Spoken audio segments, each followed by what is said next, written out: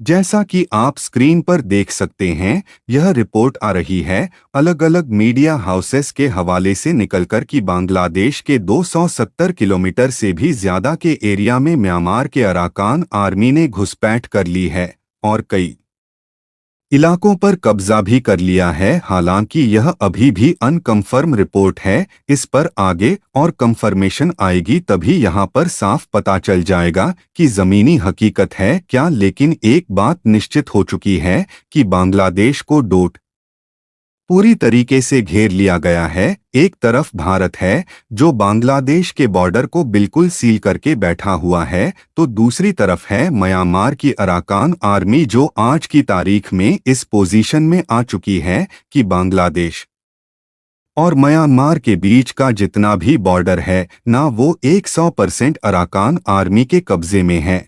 जी हाँ, एक single check post भी ऐसा नहीं है जो कि म्यांमार के किसी और विद्रोही गुट के हाथ में हो या म्यांमार की सेना के ही हाथ में हो, कोई भी ऐसा नहीं है। 100% सारे चेकपोस्ट, सारे जितने भी ट्रेडिंग पॉइंट हैं, सब के सब अराकान आर्मी के हाथों में आ चुके हैं। और अराकान आर्मी को बस आप इतना समझ लीजिए कि कई बार इसका भारत से भी विरोध रहा है, भारत सरकार से कई बार म्यांमार की सेना से भी विद्रोह रहा है। लेकिन अराकान आर्मी का एक मोटो है बुद्धिस्ट और हिंदुओं की प्रोटेक्शन करना, और इसके लिए यह किसी भी हद तक जा सकते हैं। यह इन्होंने अपने पूरे इतिहास में बार बार दुनिया को बताया है, और इसीलिए अब बांग्लादेश के लिए बहुत ज्यादा जरूरी है कि यह लोग अपने देश में हिंदुओं और बुद्धिस्ट के खिलाफ कोई भी हिंसा न भड़कने दें, क्योंकि यह बात आप निश्चित तौर पर मान कर चलिए अब कि बांग्लादेश के अंदर अगर कोई भी बड़ी हिंसा होती है हिंदुओं के खिलाफ, बुद्धिस्ट के खिलाफ, तो अराकान आर्मी 100% रिस्पॉन्ड करेगी ही करेगी।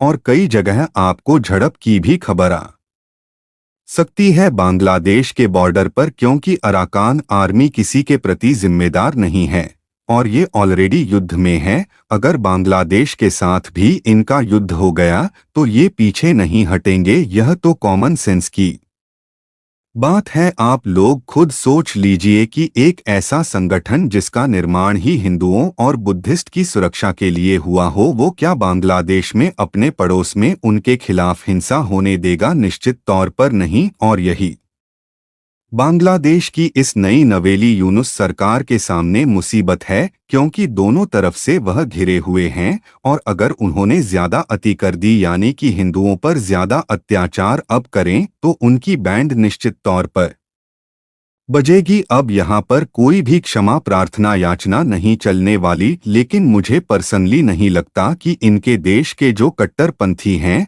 वो इनके कंट्रोल में है भी, क्योंकि वह जिस प्रकार से लगातार हिंदुओं को टारगेट कर रहे हैं, भविष्य में वो रुकेंगे इसकी संभावना नहीं लगती। इसीलिए आने वाले कुछ महीनों में बांग्लादेश म्यांमार की बॉर्डर पर जरूर कुछ ना कुछ बड़ा होगा, चाहे वह अटैक हो या फिर कोई घुसपैठ। यह चीज आपको देखने को निश्चित तौर पर मिलेगी। और जब ऐसा होगा तो भारत के लिए इंटरेस्टिंग सिनेरियो निश्चित तौर पर बनेंगे। इसलिए मैं आपसे कहूंगा कि चैनल को सब्सक्राइब कर लो, बहुत ही ज्यादा मजेदार चीजें होने वाली हैं बांग्लादेश म्यांमार बॉर्डर पर।